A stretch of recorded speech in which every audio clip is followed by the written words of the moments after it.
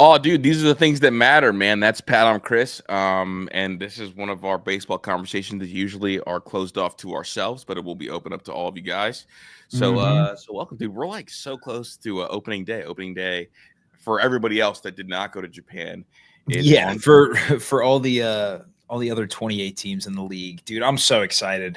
It's Me getting to too, that point, dude. man. I'm really excited, man. Like honestly, bro. Like I haven't had someone to nerd out to like about baseball with in a while, bro. Because like around here, it's like.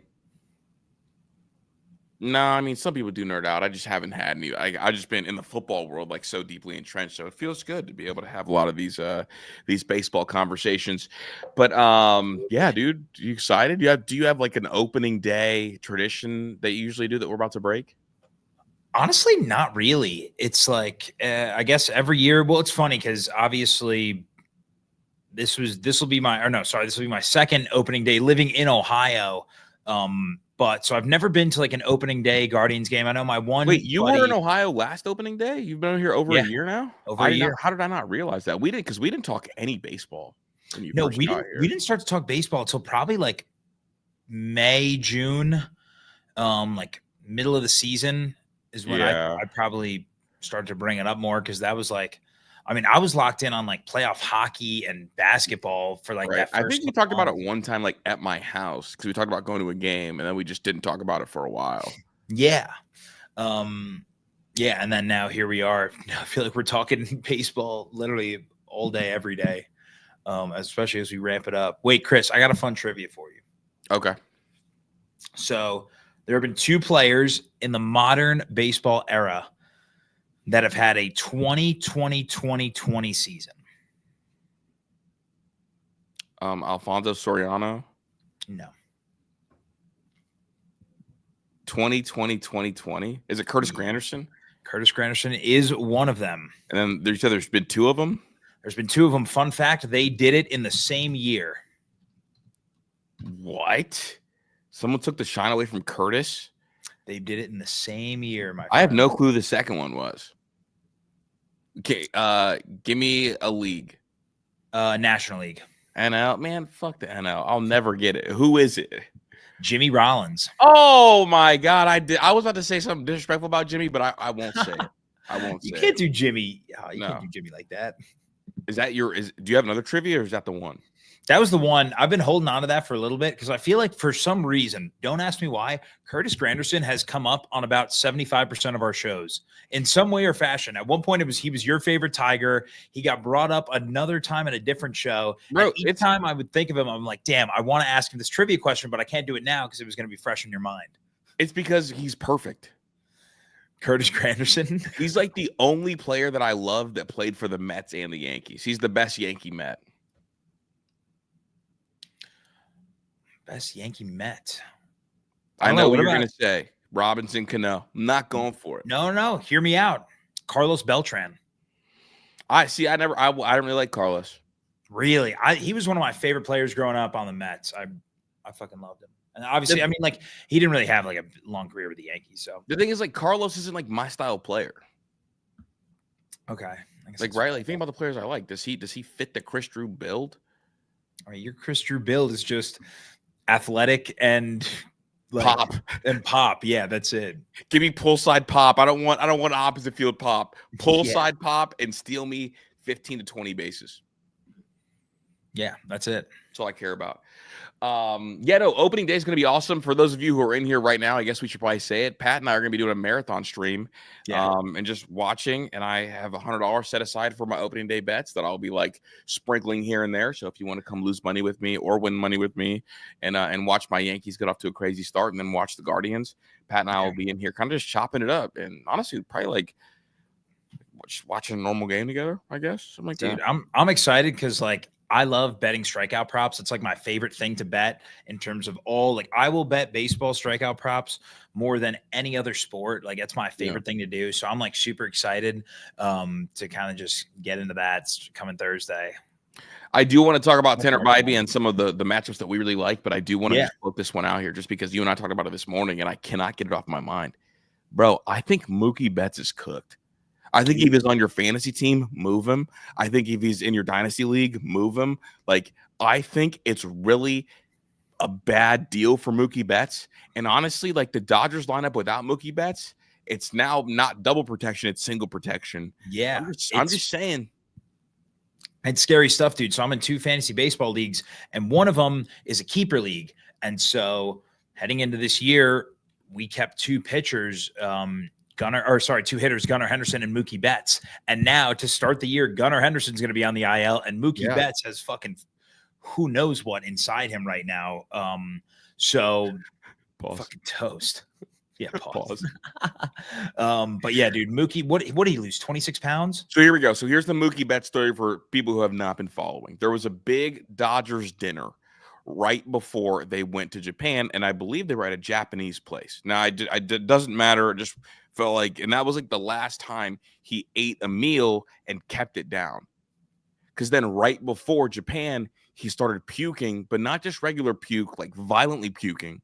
They decided to take him to Japan with them anyway, went to Japan because they thought, okay, maybe he's got a 24-hour stomach bug, whatever. Saw several specialists over there, couldn't get healthy, kept puking, and can't eat. And he's lost over 25 pounds, and he's in his 30s, right? Yeah, he is 32. So a 32-year-old can't stop puking. He was sick the entire time and didn't play at all. And they get back to the United States. He's going to see more specialists. Nobody can figure out what's wrong with him. And he was going to get some live at bats. And then right before the live at bats, while he was in the Dodgers facility, puked again. They don't feel like it's contagious, though, because they're still letting him have media availability. And when you look at him, visibly thinner. You can tell, like, his face just looks sunken in. Like I've never seen Mookie's cheekbones look that defined. I've never seen the collarbone look like that. Like, and he's also not a big dude to begin with. So for him to lose this kind of weight, it's alarming. It's not like he's built like Rafael Devers, you know, where it's like, all right, whatever, you lose 20 pounds, not a big deal. Mookie Betts, I mean, what is he? Mookie Betts is listed at like 5'10", 180. If he lost 25 pounds, you're now talking about a 155-pounder in the major leagues. Who's that speedy guy for the Terrence Gore, right? Yeah. For the Royals. Terrence Gore was 5'7", 165 pounds. Mookie Betts currently weighs less than what Terrence Gore weighed when he was playing in the league. And they have no clue what's wrong with him. Yeah. That is terrifying. And already his power was declining. I mean, last year, I believe he posted career lows in home run numbers. Career low. Yeah. First time, 19 homers. The first time he went under the 20 homer mark, not excluding the COVID year, since his first full season in the bigs, which was 2015, he hit 18. Yeah. Now he did miss some time last year, but he was supposed to be their opening day, I believe, shortstop, right? Second base, I thought. Or he was somewhere in the infield. Yeah. Or is Gavin Lux playing second? I don't know what they've got going on, but they like the versatility. And so it is, again, I mean, and they did it's Hai-Sung Kim, right? Hai-Sung Kim, yes, that's right. Hai-Sung Kim, they sent down to the minor leagues before going over to Japan, and I believe he's probably going to get pulled up, and they're going to ask him to play. Because his defense is there, but they're worried about the offense and the contact stuff. Yeah, so he was slated to be the opening day shortstop. I forgot they had Tommy Edman slated as their opening day. Yeah, Tommy was that other spot. Yeah. So no, it's not just a bad deal, it's a weird deal. And dude, like we don't really hear about this in sport. Like think about times where we heard about someone being sick, having media availability, and like openly being like, I'm trying to figure out what's wrong with me because I don't know. I don't even remember the last time we had something like this. It sounds like something in a movie. Yeah. I mean, like, shit. I'm trying to think if there's something like, not even like an NBA. Obviously, everyone would point to like the Michael Jordan, the flu game, or whether you believe it was flu or food poisoning. We know what that was. Bro was just hung over to keep it in deck. He just wanted to get the legacy thing going. So with this Mookie Betts thing, it's really fascinating. But honestly, like they need to be slowed down at any cost. But that's, I mean, what they're one of the lineups with 4 MVPs in it. Yeah, Shohei, Mookie, Freddie, or is it just 3? No, just those 3. Got you. Why did I think it was 4? Because I like don't know. I thought it was 2 with 4 because like the Yankees also have 4. I mean, it's only those 3. The Yankees. Wait, Yankees are Stanton, Belly, Judge, Goldschmidt. Duh. Okay. Yeah. So they're probably the only team. I can't think of another team that has 4. Yeah, they are. They are the only team. I guess I for some reason I thought they had 4. So maybe I'm bugging. Yeah, because Ohtani. Yeah, Ohtani, Freeman, Betts. And that's it. And that's it. That's the crew. That's the crew. Oh, Kershaw. Oh, fuck.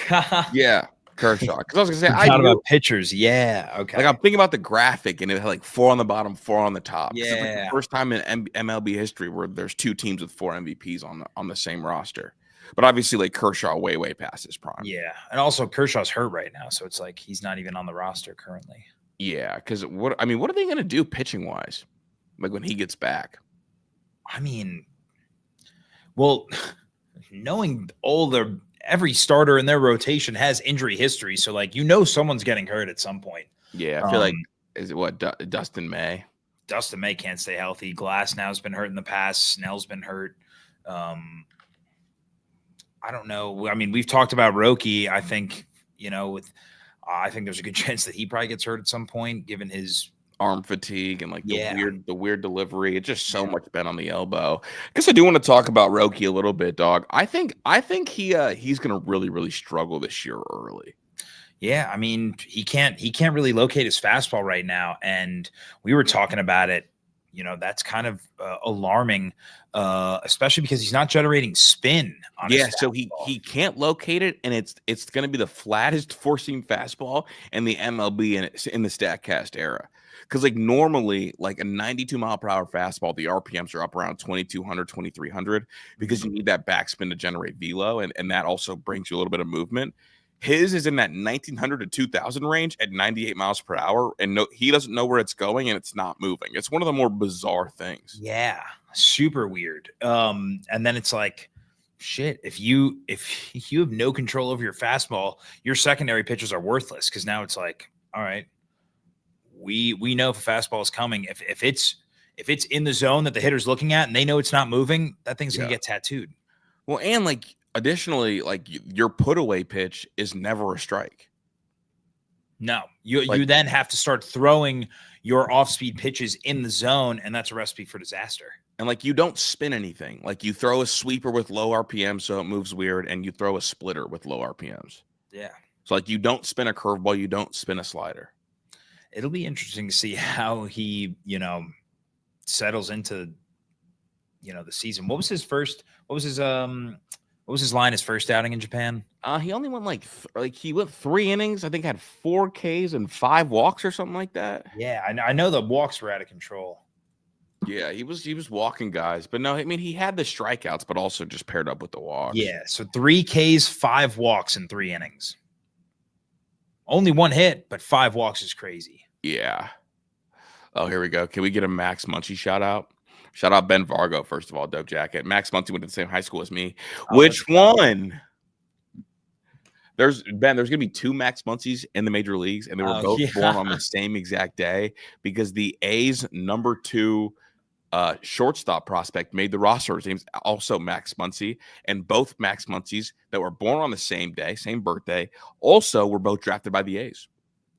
That's like crazy shit. Dude. Only baseball has stuff like that. Only baseball, dude. And why do all those stats revolve around the A's? Like Chris Davis, 247 batting average, 4 years in a row. It's like it's always the A's that are involved with weird shit like that. Stephen Vogt homered in his last ever plate appearance with the A's. Like just shit you can't make up. It always seems to happen with the A's. Because the A's matter. Speaking of the A's, not speaking of the A's, because I hate the brother, A's. Do we have to talk about them? No, I was just going to point out that they're one of the 2 teams playing in minor league stadiums this year. Uh-huh. Them in Tampa Bay. Bro, the Tampa Bay, the pictures of like, I keep seeing it on my timeline. Like, welcome to the game. Yeah. Welcome. Welcome to it's Tampa so Bay, weird. and it's like the big Yankee logo because they told them, hey, look, you can use our stadium, but our big bolted in metal Yankees logos, we don't even want you to cover. Yeah. So just leave it up. Optically so weird. And Do you think now, I don't know, I guess because I'm sure there are a decent amount of Yankee fans in Florida to begin with. Obviously, there's Yankee fans everywhere. I'm curious what the breakdown is for those Yankee Rays games. Like, I feel like the majority of the fan base is going to be Yankees in that ballpark. That's going to be dominated by the Yankees. Yeah, it's you literally have been gifted like 7 extra home games. Yes, with the short porch as well, and additionally, like that. I mean, that's a Yankees minor league stadium. So all those people that normally like would pop up to go see guys on rehab, they now get to go see the actual Yankees whenever they play there. And think about, I mean, it'll be an older crowd, but like so many people, once they hit their 50s, 60s, especially on the East Coast, all they do is migrate down to Florida. So it's like they're built-in Yankee fans already. Are the dimensions the same exact as Yankee Stadium or close to it? Yep, they're the exact same dimensions. No way. Okay. So it's just extra home games. That's what it is. It's absurd, dude. Dude, Belly ball, dude. Belly went yard again today. He did. How many is that from the spring? I think that's only 3 or 4. Okay. But he's had probably the most ridiculous spring out of every established player. Manzardo went yard today too in the first inning. So did he? Who off of? No one crazy. Blade. No, not Blade. He's a fucking hitter. Where the hell is it?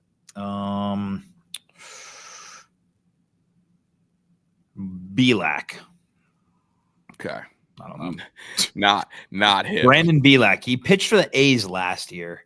Okay. And now he's shout out New Jersey. He's from Edison, New Jersey. It's like 20 minutes from where I'm from. Oh, that's lit.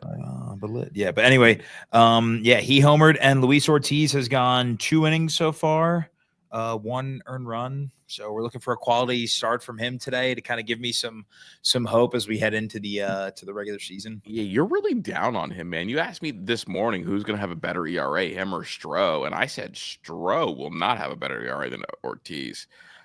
Because are you worried about the stuff or the control? I'm worried about the control. Okay, I'm gonna say like his stuff plays, dude. No, his stuff plays well, and even despite his bad spring training numbers, he still posted like a 119 stuff plus, which is 3rd best out of our rotation. Gavin has the best stuff plus this spring training, followed by Tanner and then Ortiz. But it's just like, and honestly, oh shit, someone just went yard off of him. See, it's like literally as we're talking. Not Pavin Smith. Smith hit a sac fly. Never mind. Drew Jones hit a triple to lead off the inning and then a sac fly. So we're down 2-1. But anyway, Ortiz, his thing is that like he's supposed to be able to get us length in our rotation. Like he was averaging 6 innings to start last year in Pittsburgh. Right. And it's like if you're having control issues, that's a problem if we're going to rely on you to go 6 innings to start, because like for instance, this game, he's already at 48 pitches and he worked 2 1/3. And he's there because like the numbers show that once your bullpen gets a certain amount of innings, they become less effective in the cold in the postseason. And your guys hit that threshold in the first game of the Yankee series. Yeah. Like, this is where the tail off happens. And it's like you were almost too reliant on your bullpen during the season. And it's okay, like let me get a guy that gives quality starts. And like the way the MLB quantifies quality starts, I believe, is 6 innings in 2 or less runs. I think it's 6 innings, 3 or less runs, or 5 innings. I believe 5 innings, 2 or less. Also, okay, I blended them together. Counts as a quality start. But regardless, the Indians had the 4th fewest average innings per starter last year. It's absurd. The fact that they made it to the ALCS with, I mean, shit, we saw it all throughout the playoffs. Only Tanner Bybee could go more than 5 innings. That was the only time a starter went more than 5 innings for us last year. And that was in the last game of the ALCS, game 5. And it was win day. It's win day. Tanner Bybee, win day. That it is. Do you think that more stock should be put on like starting pitchers getting wins or no? Because I used to, here we go. Before you even make that face as an analytic guy, like I hear you, but I think that it's almost swung too far the other way. Oh, 100%. I think quality start, like you just said, give me quality start over win. That's what matters. I want a guy that can go 6 innings. I don't care, if you are the win stat is it's skewed because obviously you can't control the bullpen. You can't control your own offensive output. Give me 6 innings, 3 runs or less. That's it. There's just like part of that like competitive thing on win days where like on the win stat where like guys would be like, like, oh shit, like I have a 1-run lead, I better be laser locked in and Yeah. make sure this doesn't go to my bullpen before it has to like protect a win. Like that kind of mentality from starting pitchers has kind of gone away. Because like Yeah. who are the horses in this? Like in current day MLB, like who are the horses? I mean, honestly, Bybee showed that last year. There was a Mhm. couple games last year, and Stephen Vogt came out and said in the offseason, he was like, there was 2 instances last year where he went out to go get the ball from Bybee, and Bybee, one time Vogt asked him if he was ready to go out, and Bybee's like, absolutely not. Like, I got this guy, got to strike out, comes off Yeah. the mound, fist bumps, everything. And there was another time later in the year where Bybee sent him back and was like, no, I'm getting this last guy. Like, he's a workhorse. I think, I mean, obviously Garrett Cole was like that before the injury. Yeah, like Garrett. I mean, Garrett Cole's a horse. I mean, shoot, even after he threw, I think 60 pitches in that game, that 5th inning, fifth in inning the of World the Series, he came back out. Yeah, Like and that. you rarely see that. I don't think you ever see that. I think that's the first time in like Statcast era that that's happened. Like Yeah. you don't go back out after that. Like you've been No. throwing pitches for 45 minutes. Yeah. Like you cannot go back out there. I'm trying to think. I mean, here we go. I don't know how you feel about this. I view Max Fried as a horse. Yeah, I would put him in that same category. I would put the 2 Philly guys, Aaron Nola, Zach Wheeler, like those guys are horses. You know, you're going to get 7 innings, 6, 7 innings from them. Yeah. Other than that, Scooble's a horse. Yeah. But he's a new horse because I think this is the first time he's gone to 200 innings. Sure. Yep. Honestly, I know we talked about it in a little pre-show. Obviously, we haven't seen him in forever, but Sandy's a horse. Yeah. Sandy is I like Sandy a lot, but Sandy's a horse. Too much of a horse.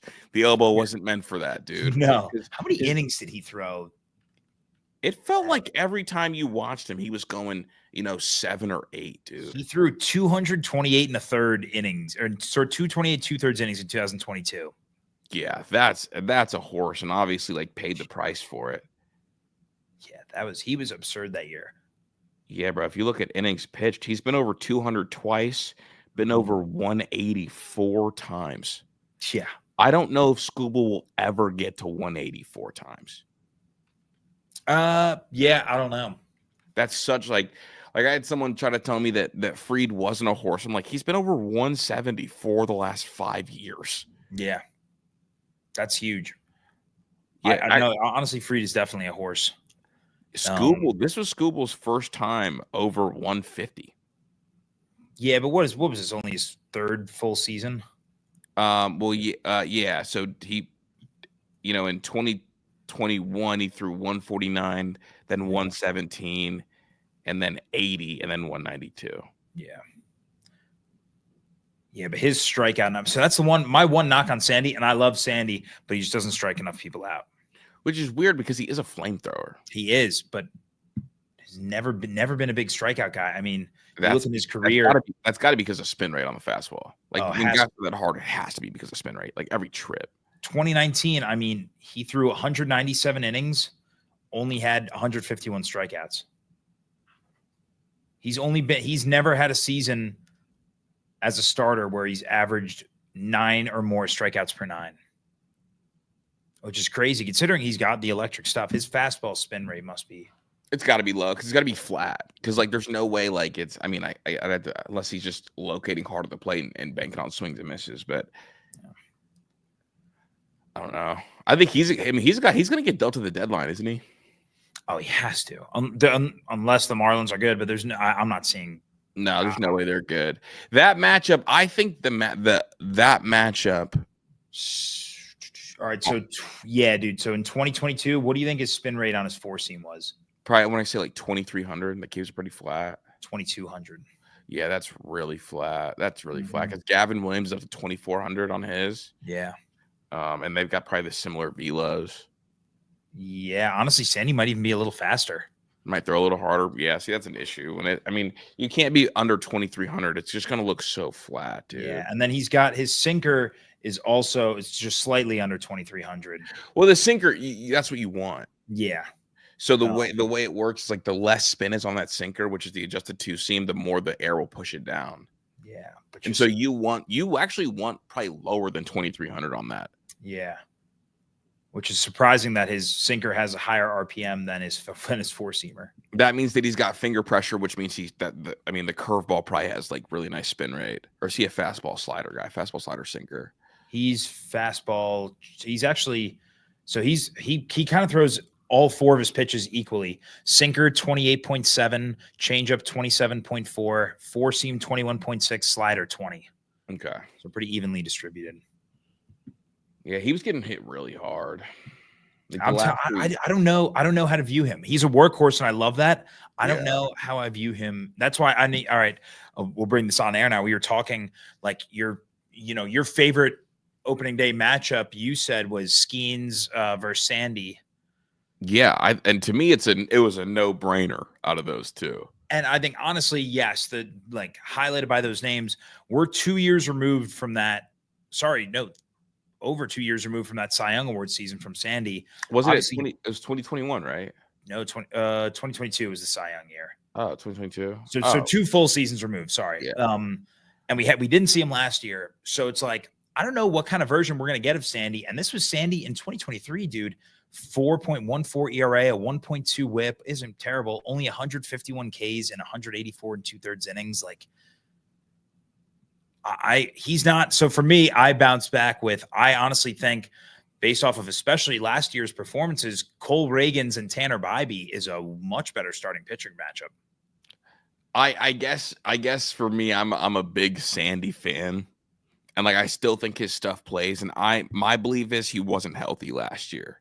Yeah. Which 100% is fair. So I think like he's got a lot to prove this year. And I guess like him versus Skeens to me, and also like I think Skeens is the best pitcher on the planet. And like that's got like the sexy factor for me watching Skeens. Did you hear what Skeens said about like the Pirates, deserve to win? And he said he's gonna do everything he can. Like it's time for them to get things going. I didn't hear that. Brother, you're gonna get traded in 3 years. I mean, I can't see how they do. They have to sign him. To what? They will never. Here's the thing. He is going to be, by the time his deal is up, he's going to be a $35 to $40 million a year guy. Pirates fans are already on thin ice with ownership. Like I think they will burn that stadium to the ground if they let him go. They when Cole left, they got over it. Bro, Cole is not Skeens. They will sign Cole is not Skeens. Bro, they were the same level hyped prospect. No, way more hype. What? You're out of your mind. No, there was way more hype around Skeens. I mean, both #1 overall picks, both supposed to save the franchise. I don't know. I just remember the hype around Garrett Cole. All right, and maybe I'm biased because like the way Skeens came in and dominated the league wasn't even close to what Garrett did. I mean, shit, what was Garrett's rookie year? Garrett's rookie year, 10 wins, 7 losses, 3.2 ERA. Yeah, I mean it's not even close. 19 games, and that's not even bad. But that's a good rookie year. You're right. It wasn't close. It wasn't until his age 2024 season where it was like, oh shit, like we've got one. Yeah, when he had 19 and the 2.6 ERA. But like I guess I don't know.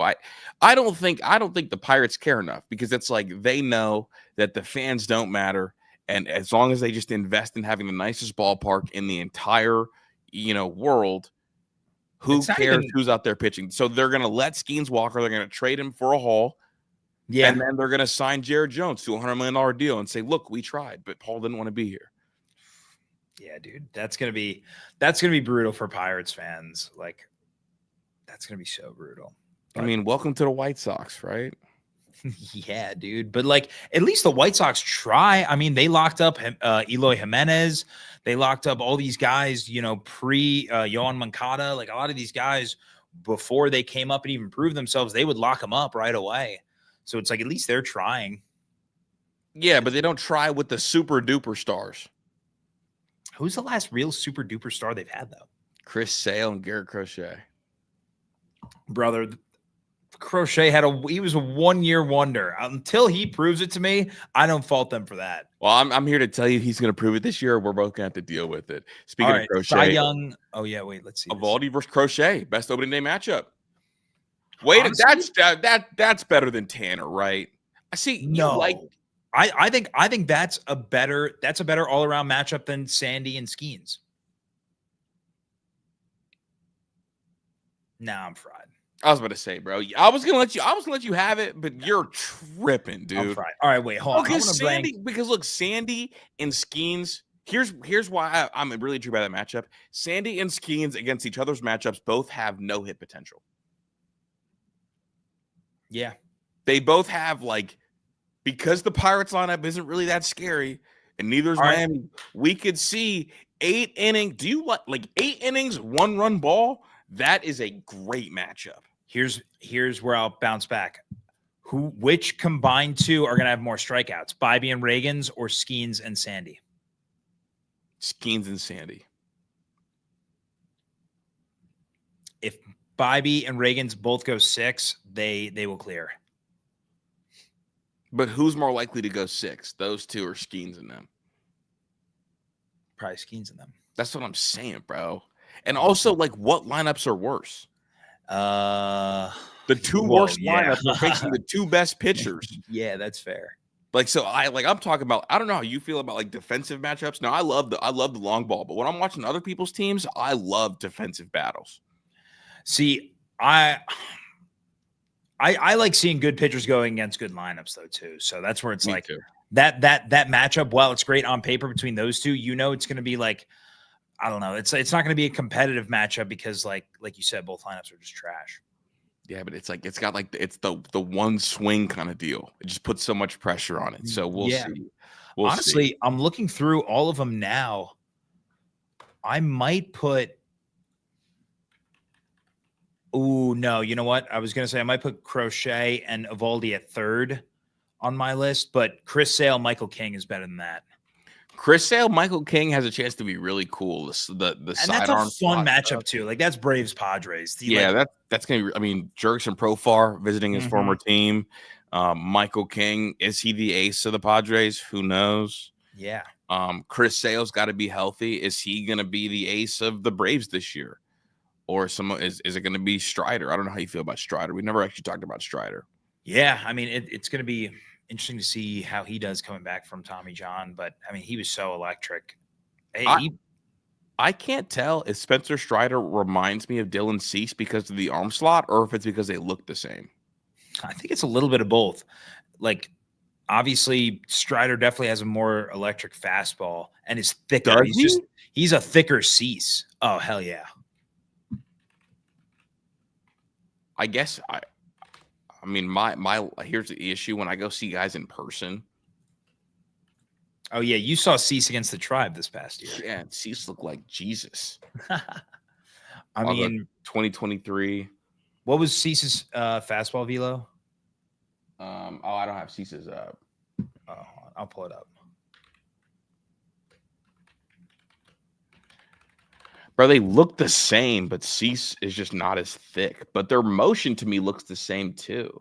Yeah, I just think it's velo 96.9 for Cease. No way. All right, so he did have I thought Strider's was 96.3, but that was last year. What was it? Strider, it's 97.2. So virtually they have the same. They both have the same facial hair now. Yeah, they both have that really short, tucked, delivery. Yeah, very compact. Yeah, Strider is just thicker in the legs, and they're both honestly their pitch mix is just about the same. Yeah, 4-seam slider is their really what their combo is. Cease is this is funny because Cease is actually 2 inches taller and 5 pounds heavier, but just optically, Strider looks bigger. I'm literally just thinking because he doesn't look taller, he just looks thicker because he has the quads and he wears the tight pants. Yeah. That's literally it. It's an optical fucking illusion. Yeah, and again, it's 4-seam slider. Yeah, it's kind of what their 2 wipeout pitches are. Mm-hmm. And then neither of them are the ace of their staff, to me at least. I don't know how you feel. Sorry, you're really gonna tell me Michael King is the ace over Cease? Yeah. All right, you're fried. No way. Bro, he wasn't even better than him last year. I think he was. He finished higher in the Cy Young voting. Hold up. I think you're fried on that. He didn't finish higher on. Pull up the Cy Young voting too. Cease was 4th last year. Uh-oh. King was 7th. Yeah. Oh, we lied. It was no, I mean, it was close. So honestly, from a WAR perspective, they were exactly the same. 4.1 WAR. King had a better ERA. Yeah, it was better ERA versus more strikeouts. You and I talked and then about Cease this had more strikeouts. Yeah, we had this getting conversation into the playoffs, right? And I'm a Cease guy for the playoffs, mainly because I'm scarred by how bad my Yankees are at defense. Yeah, more than anything. But now we're good. Where do you rank the Padres in the NL? Are they a playoff team? Not anymore. Their lineup got worse. They're listening to offers for Cease, and people think that they might even move Tatis around the deadline if they're bad. So where do you have them in the division right now? 3rd? Yeah, probably. What about you? Behind LA and Arizona? Yeah, and it's close between them and Arizona. Yeah. I still don't know how to feel about Arizona. I think them getting Corbin Burns is huge. Yeah. Because that gives them, honestly, him and Zach Gallen are kind of an elite 1-2. Merrill Kelly's a great 3. That's a super elite 1-2 punch. And honestly, kind of happened by accident. All because the kid didn't want to go anywhere for spring training. Just wanted to live at home year round. That's so funny. Yeah, funny how the world works, I guess. But I think honestly, and then you look at the NL as a whole. I mean, all right. So right now, give me your prediction for division winner in the NL, and then the wild card spots. Division winners in the NL. Yeah. Oof, that's like on the spot. We're doing it. Dude, it's the last day of spring training. We got no other time to do this then. Yeah, right now. I guess I have to. One sec. We'll get the NL West out of the way. It's going to be the Dodgers. Yeah, unless barring Shohei. What was it? Give me one bold prediction for the year. Sasaki dies. Like barring like one of those like just unhinged Twitter accounts, dude. Sasaki dies. Yeah. Let me think. I got the Braves in the East. Okay. I'm gonna go Philly, but okay. It's between those two. Yeah. I have no clue in the Central. Central's so tough. I have zero clue. I just hope it's not the Cubs. I don't think it's going to be the Cubs. I think the Cubs are going to be bad. Honestly, like it feels kind of wild to say. Are you going to say what I think you're going to say? The Reds. That's what I'm saying, dude. Tito, the Tito effect. I agree, dude. I agree. I love their pitching. Their pitching staff is the best in that. It's the best in that division, right? Yeah, dude, I think so. I mean, we can go through right now. I mean, the Cubs rotation is what? You got Steele, you've got Tyone, Imanaga, Matt Boyd. I don't even know who their 5 is. And like the Cubs lineup is disgustingly bad. I mean, we talked about it last week after those Japanese series games. Kyle Tucker is zero protection, dude. Zero help. Like it's a bad deal. It's gonna be the Reds, dude. Like I guess it depends on if you believe in the St. Louis Black Magic whole thing. That's the thing. They're gonna be there at the end of the year. But I mean, you look at their rotation, it's like, all right, Sonny Gray, and then who else? Eric Fetty. I'm not really high on him. Palante, Miles Mikolas is washed. And I think Arenado gets moved. Yeah. But like even with Arenado, dude. No, I'm saying he's one of their better bats, and I think he's terrible offensively. Yeah. I think he's gonna get moved. I mean, shoot, they tried to move him to Houston and he vetoed it. Yeah. Like he wants to be a Yankee, and it looks like the Yankees are still gonna need a third baseman, so why not Nolan? Yeah. I honestly have it between the Reds and probably the Brewers would be the two that I have the most faith in. If and when Woodruff comes back and he's healthy, that rotation could give people fits. Freddie, if Nestor's back to his form, I don't know. Well, Nestor's pitching game too. They're just gonna let him figure it out. I think his elbow is gonna fall off, dude. I mean, bro, he threw 2 pitches all postseason, and one of them was a tank. One of them got absolutely destroyed. Yeah, bro. Savale needs a bounce back year for them to be competitive, but like at least their lineup, I think Milwaukee probably is the best lineup in the division, right? Wild card. But see, I don't even think I think the Central's going to have one playoff team because Okay, yeah, all right, because so we got Dodgers. I think Braves and Phillies are both making it. One is the division winner, Yep. one is the wild card. So that's 3. If the Reds win it, that's 4. I think probably Arizona and San Diego and the Mets or Mets. The Mets are confusing, bro. I don't know what to yeah, think about the Mets. I don't know. they'll figure it out. I don't know. There is so much hype around them, so I wouldn't be surprised if they fell short of expectations this year. And then you watch the Met fan base freak out, which would be actually hysterical to watch. And the Yankees fans would be loving it. Yeah, that part's going to be annoying, but I'll love it. I think Milwaukee potentially. I mean, I love Jackson Chourio, dude. Like he's super fun to watch. Obviously, who's your favorite year 2 player? Zach's frying you. They don't even look long right now. No, they look. I mean, they kind of do. Bro, it looks long when you do the middle finger thing, dude. Do it. Yeah, bro. That's when they look crazy long, dude. It's like a super middle finger. Like you could touch somebody's tonsil with those, dude. If you yeah. Fucking Jesus. Just with the finger bang tonsil flick, dude. Just fucking flick the UV lip from the other side. Anyway, what were we talking about? We're talking about division winners. Oh yeah. Yeah, no. Favorite second-year player. That's what it was. Oh, favorite second-year player. Who's your favorite second-year player? You know who mine is. Merrill Madness. Oh, yeah. That's my dog, bro. Like, if I could smoke a joint with any MLB player, it would be outside of the Yankees. It would be Jackson Merrill, bro. I was gonna say you got to go Cody Bellinger for that. No, I wouldn't even go. If I could include Yankees, it wouldn't be Belly, dude. Come on, Captain, let's go. Big Cap guy. I don't know, dude. Bellinger went. He's like known for being a severe pothead, isn't he? Yeah, bro. I really just think he's just habitually tired. Maybe. All right. American League division winners. Wait, who's your favorite second-year player? Oh, wait, fuck yeah. Just completely skips over it. I'm gonna go. It's hard for me not to say Manzardo because I think he's chosen. Say Manzardo. That's okay. It's biased though. Unbiased. I'm gonna go because you brought up Jackson Chourio. That's what made me think. I know. Honestly, I'm excited to see what Jackson Holiday does in year 2. Is he starting the year as short, right? I think so because Gunner's out and Westberg is playing third. Yeah. So he'll be playing short. Well, and because they like him in the middle infield too the most. Yeah. I mean, now, dude, I'm excited. That's what I'm most excited. I wouldn't say he's my favorite, but that's what I'm most excited to see in year 2. Mm-hmm.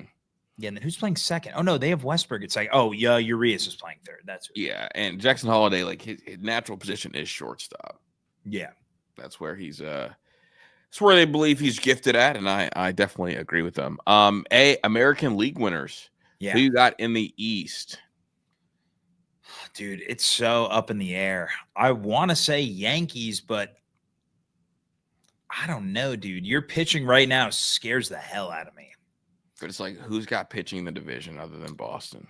That's the thing. It's I could easily sit here and say Baltimore, but their pitching's fucking worse than yours. Yeah. So I'll still go Yankees just because you guys are gonna get Heel and Schmidt back. So it's like, all right, you'll have a solid 4 with Heel, Schmidt, Rodon, and Fried. So it's like, and whatever, not in that order, but you know what I mean.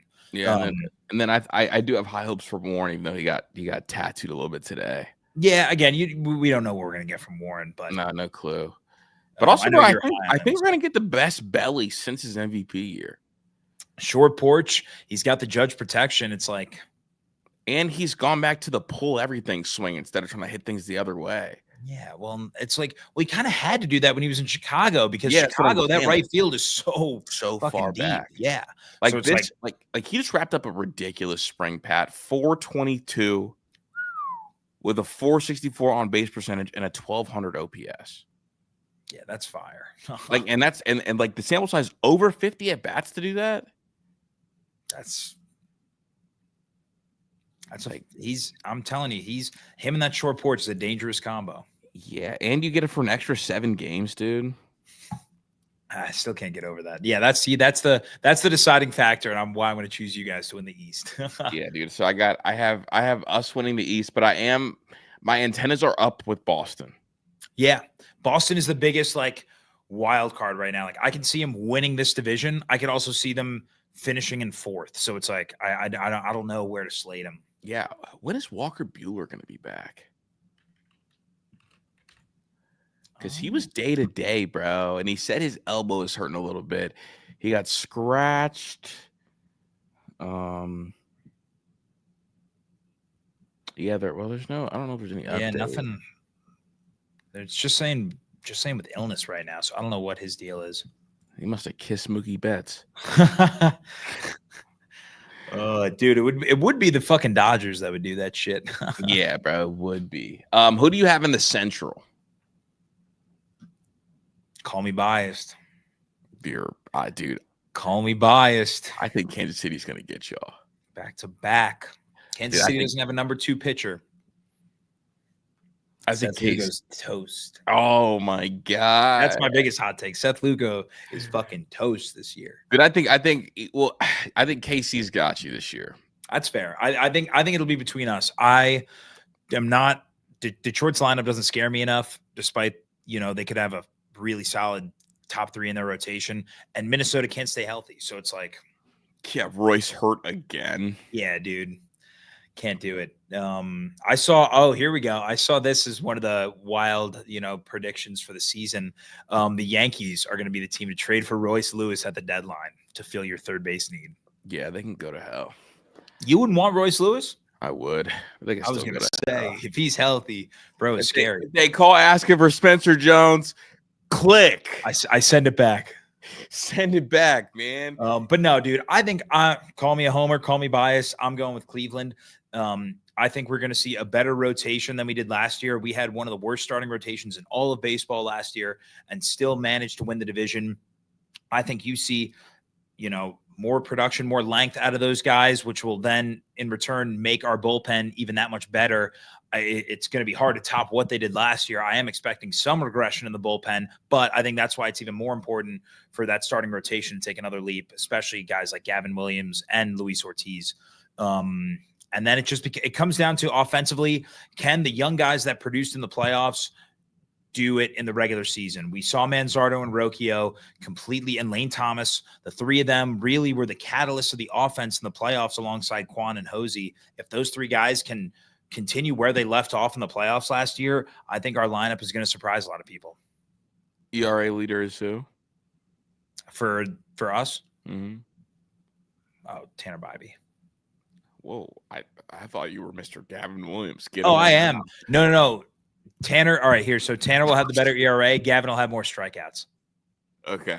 I would just say you were all on earlier. I just want to give you the opportunity. Are we making a bet after we? All right, we'll go West. Who do you got in the West?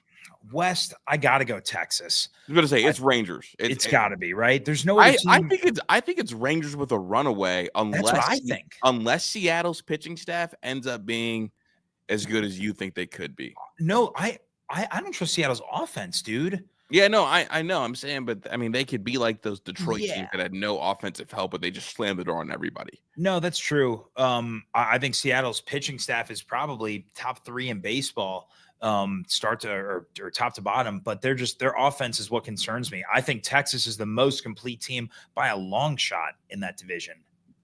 I mean, that lineup, I saw another one of the, I was reading so many hot takes that I just bored as hell earlier. And the one guy had 8 of Texas's 9 position players with 10 or more home runs by the All-Star break. And it's like, bro, you look at this lineup, it should mash. Simeon, Seager. I guess it depends on how you sit with Langford. Obviously, he's kind of been a disappointment so far. Jock, Adelise, Josh Young, Tavares, Jake Berger, like they just got fucking mashers. And DeGrom is 100%, right? Or no? I think so. I think he is. He's and then the it's one, like, bro. Bro, you got their rotation is so intriguing too, because it's the perfect balance of just like Evaldi, DeGrom, and Malley, just like 3 fucking vets, and then So DeGrom, Leiter and Rocker. looks like DeGrom isn't all the way healthy yet. I know he's Okay, he's not. I know he's thrown, but he's probably just not fully stretched out. because I saw that video of the Guardians watching him like a hawk. Yeah, dude. That was the coldest video I've ever. Like Jacob DeGrom, dude. Like every pitcher on earth fully healthy, ready to go. DeGrom's the best. Oh yeah. I'm so excited. I'm so excited to see him again. He's like one of my favorite players. Dude, it was, oh my God, bro. It was 2018. That was the DeGrom absurd year. 1.6 something ERA. Yeah, 1.7 ERA on 217 innings pitched. Like that's got to be the GOAT of our generation pitching wise. Easily, bro. Like I would argue that he's better. Like his peak, there's no peak in all of baseball that is better than DeGrom's pitching peak. Not even close, dude. Like Pedro Martinez, I think, is close, but not quite. I mean, fucking, you know who my favorite of all time is? Oh yeah, the good old Zoom. Yeah, I got all blurry there for a second. I mean, Greg Maddux is my GOAT. I mean, I love Maddux too, but it's not even close to DeGrom, bro. So Maddux, the best. Well, Maddux 94. But like, all right. So how long of a peak are we? I'm just talking about like one individual year. Oh, just 1 year. Okay. Honestly, even if you go like a 4-year peak, I think the Maddux 4-year peak might be better than a DeGrom 4-year peak. Well, if you look at, yeah, you might be right. Yeah, because dude, the Maddux, bro. Oh my God, Greg was so good, bro. 202 innings on a 1.56 ERA in 10 complete games. Yeah, dude. I mean, he posted. I mean, you can go. Yeah, dude. All right, I take it back. Yeah, Greg Maddux is the best ever. Yeah, bro. I take it back, dude. This is insane. Greg Maddux is the best pitcher ever. Yeah, like he was the last, because he was such a true pitcher. I mean, DeGrom was mowing guys down in an absurd clip. Yeah, but like Maddux, what he was doing was insane. Yeah, no, to me, Maddux the best pitcher of all time. Better than Randy, bro. He's better than Randy. Bro, he went on a stretch. He threw 200 innings, 1, 2, 3, 4, 5, 6, 7, 8, 9, 10, 11, 12, 13, 14 straight seasons. All right. 14 straight seasons. And look at the year that stopped it. 199.1. And he was 2 outs away. He was never over 3.6 ERA in any of those seasons. And then in that time posted 2 seasons of a sub-2 ERA. And 2 seasons of a 9 or greater WAR, where DeGrom has 1 season with a 9+ WAR. Bro, he had 10 complete games in 1 season. 3 of those were complete game shutouts. That's more than DeGrom's entire career. Yeah. I love DeGrom. DeGrom stuff is crazy. I don't want to ever because I love like watching DeGrom is awesome. It's just and like we got robbed of DeGrom because the injuries. Obviously the injuries, and like we had the COVID season too. I mean, it's just like we never got to see his full peak play out. Yeah, and also I think he's probably got the best stuff, but I do think that like in terms of a pitcher's pitcher, boy, Maddux was different. And I see the Clemens thing, but Clemens was only under 1 ERA or under 2 ERA one time, which is absurd, and it was in 2005 with Houston. Yeah. Yeah, Randy again, the strikeouts are fucking insane, dude. Yeah. But like, yeah, I mean, honestly, Randy's probably close. He had his peak of 99 to 2004 where he was absurd. I mean, a 9 WAR, 8 WAR, 10 WAR, 10 WAR. He had a bad year in 2003, but then another 8 WAR year. 364, 347, 372. Randy Johnson, 372 strikeouts in 2001. Thing is, how do you feel about pitcher WAR though? Because Maddux never went over 10 WAR. I mean, Well, you know why? Because he didn't strike people out. Why does that matter for wins above replacement? Because it takes defense. You get the defensive points for it too. Yeah, because it's like it's out of your control. You know, when the ball's in play, you control the outcome. It is just crazy though, like being at 10, never being at 10 with that kind of career. Yeah. I'm trying to think what. Oh, did we pick the rest? Oh yeah, so we've got Texas because we're talking about. Yeah, and then I guess so. Round out. So who are your 6 playoff teams in the AL? I think Seattle's going to get in because of the pitching. Yep. And then I think Baltimore's going to get in. You're missing one more. Cleveland. Bang. I'll go Baltimore. I'll go Boston. No, sorry. I'll go Baltimore. I'll go Kansas City, and